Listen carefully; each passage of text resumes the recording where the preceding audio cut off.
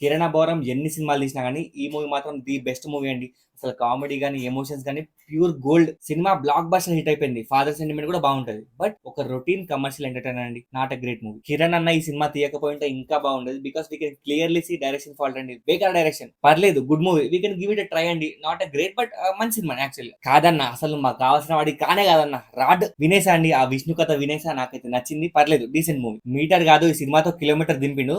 Reverse లో మనం కూడా ఆయనకి పెద్దగా దింపినాం సినిమా ఫ్లాప్ చేసి. ఆ రూల్స్ ఏంటో, ఆ క్రింజ్ ఏంటో, ఆ సినిమా ఏందో, ఆ సాంగ్స్ ఏందో, హైపర్ అది కామెడీ అండి. చచ్చిపోతామండి. Worst cinema. This was never expected surprise from Kiran Abbavaram. నేనైతే ఇట్లా 2 days షాక్ లో ఉన్నా. అసలు క్లైమాక్స్ ఏంద్రా అంత బాగుంది, ఆ ట్విస్ట్ ఏంద్రా అని చెప్పి కొన్ని ఇయర్స్ గుర్తుండిపోయి సినిమా తీసింది ఆయన. అగైన్ అగైన్ ఒక మంచి సినిమా దింపినావా, ఇంకొక రాడ్ దింపాల్సిందే.